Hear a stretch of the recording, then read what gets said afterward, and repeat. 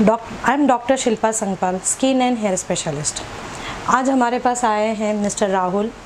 इनकी जो जर्नी है वेट लॉस की, इस दौरान इनको जो भी स्किन एंड हेयर के रिलेटेड प्रॉब्लम आए हैं, आज इसके बारे में हम लोग सब डिस्कस करेंगे। Welcome mister Rahul. Thank you madam for giving your time. So basically आज मैं आप लोगों को बताऊंगा कि हम जब भी फैट लॉस करते हैं या फिटनेस एक्टिविटीज़ करते हैं तो हमें एक्सटर्नल लुक पे क्या क्या फ़र्क दिखता है, जैसे कि बाल, स्किन वगैरह। तो मैं कुछ क्वेश्चंस आपसे पूछूंगा। हाँ जी। और आप मुझे प्लीज़ उसका आंसर करिए, मेरे लोगों को बताइए कि उन्हें क्या प्रिकॉशंस लेना चाहिए, क्या क्या यूज़ करना चाहिए। Yes. तो हम अपना टॉपिक स्टार्ट करते हैं। सबसे बड़ा टॉपिक है बाल का। जब भी आप वेट लॉस करते हैं तो आपका बाल हेयर फॉल होता है या थिनिंग होता है, इसका क्या रीज़न है?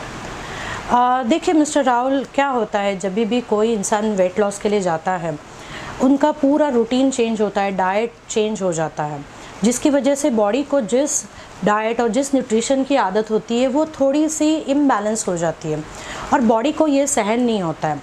बॉडी के लिए बाल जो है वो इम्पॉर्टेंट नहीं होते, बिकॉज बॉडी के लिए अदर बॉडी पार्ट्स जैसे कि लीवर है, किडनी है, ब्रेन है, हार्ट है, बोन्स है, ये इम्पॉर्टेंट ज़्यादा रहता है। तो जो भी बॉडी के पास न्यूट्रिशन होता है, बॉडी क्या करता है, वो न्यूट्रिशन ज़्यादातर ये इंपॉर्टेंट ऑर्गन को देने की कोशिश करता है और जो भी बचा कुचा न्यूट्रिशन है वो फाइनली जाता है हेयर के लिए।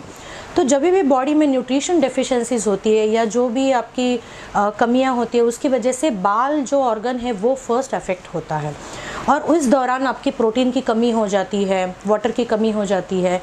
तो प्रोटीन, जो बाल हैं वो प्रोटीन से बने हैं, तो इसीलिए ये वेट लॉस की जर्नी में आपको प्रोटीन पे ज़्यादा ध्यान देना चाहिए ताकि बाल की हेल्थ अच्छी रहे। ओके, सो आप कुछ रिकमेंड करती हैं इसके लिए? हाँ जी, जब भी आपके बाल ज़्यादा झड़ रहे हैं या कोई भी स्ट्रेस फैक्टर है या आप कोई भी बीमारी से गुजर चुके हैं जिसकी वजह से बालों पे इफ़ेक्ट होता है, तो बाल ऐसे कंडीशन में या स्काल्प भी है ऐसे कंडीशन में आपका इफ़ेक्ट हो जाता है, ड्राई हो जाता है। ऐसे कंडीशन में हम लोग बहुत ही माइल्ड और बहुत ही safe shampoos and conditioner recommend करते हैं, जैसे कि sulphate free, paraben free shampoos होते हैं, फिर कुछ हेयर पेप्टाइड सीरम्स होते हैं, कुछ सप्लीमेंट्स बालों के होते हैं। और बहुत ही ज़्यादा अगर आपके बाल झड़ते तो उनके लिए हम लोग एडवांस लेवल के हेयर ट्रीटमेंट सजेस्ट करते हैं। ओके, सो आपका मैंने एक चीज़ नोटिस किया, आप जो ये बात बोल रही हैं तो ये सबसे ज़्यादा आपने फोकस किया प्रोटीन के ऊपर। हाँ जी। सो वेट लॉस के टाइम पे आपका सजेशन है कि प्रोटीन ज़्यादा आपको इम्पोर्टेंस प्रोटीन पे देना ज़रूरी है। और वैसे भी वेट लॉस के वक्त अगर आप प्रोटीन ज़्यादा लेंगे, ये हेल्पफुल है आपके वेट लॉस के लिए भी, और आपकी इम्यूनिटी भी बनी रहती है प्रोटीन की वजह से, आपकी स्किन हेल्दी रहती है, आपके बाल हेल्दी रहते हैं। सो दूसरा मैंने एक चीज़ देखा है कि जब भी हम वेट लॉस करते हैं या कोई भी फिटनेस एक्टिविटीज़ करते हैं तो आंखों के नीचे काला आ जाता है, इसका क्या रीज़न है डॉक्टर?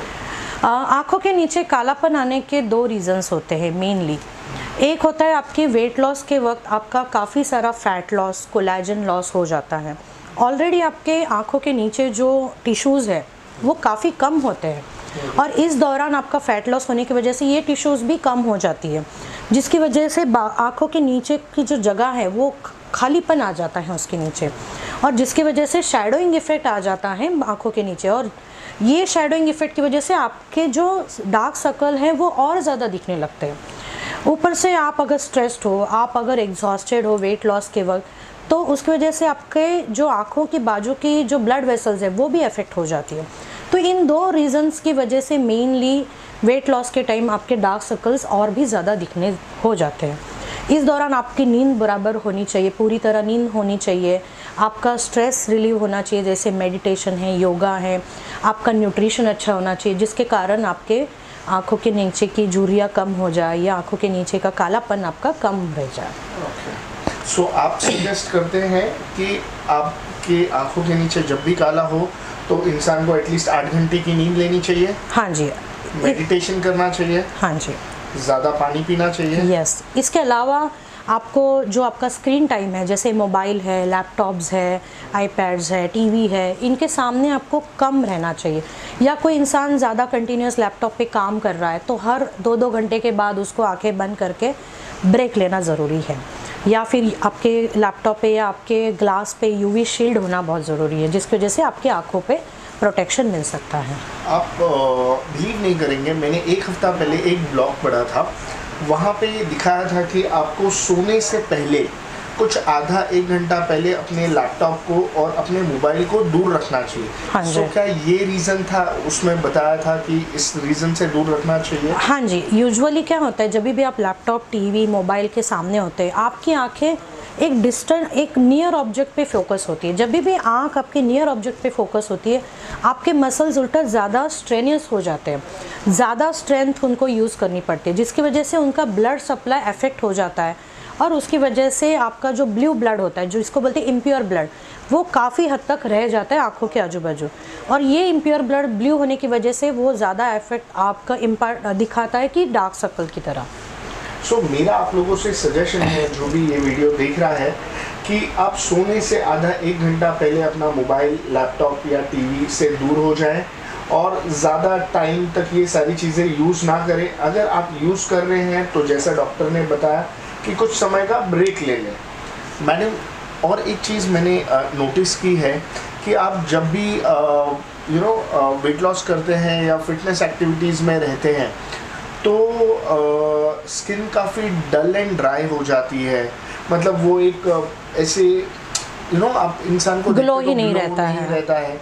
वो क्या रीज़न है उसका? यूजुअली इंसान जब वेट लॉस के प्रोसेस में इन्वॉल्व होता है, तभी आउटडोर एक्टिविटी जैसे आउटडोर फिटनेस एक्टिविटी, वॉकिंग है, रनिंग है, साइकिलिंग है या स्विमिंग है, इस दौरान ये डे एक्टिविटी ज़्यादातर रहती है। और डे एक्टिविटी में इंसान ज़्यादातर यूवी सनलाइट की जो यूवी ए रेज़ है, यूवी बी रेज़ है, जो हानिकारक होती है हमारे स्किन के लिए, उसमें ज़्यादा एक्सपोज हो जाते हैं, जिसकी वजह से हमारी स्किन डल हो जाती है, मेलानिन प्रोडक्शन ज़्यादा हो जाता है। तो इस दौरान आपको सभी को एडवाइजेबल है आप एक ब्रॉड स्पेक्ट्रम सनस्क्रीन यूज़ करें, जिसमें प्रोटेक्शन हो UV A, UV B and infrareds के लिए। इस दौरान आपको स्किन का ज़्यादा ख्याल रखना ज़रूरी है।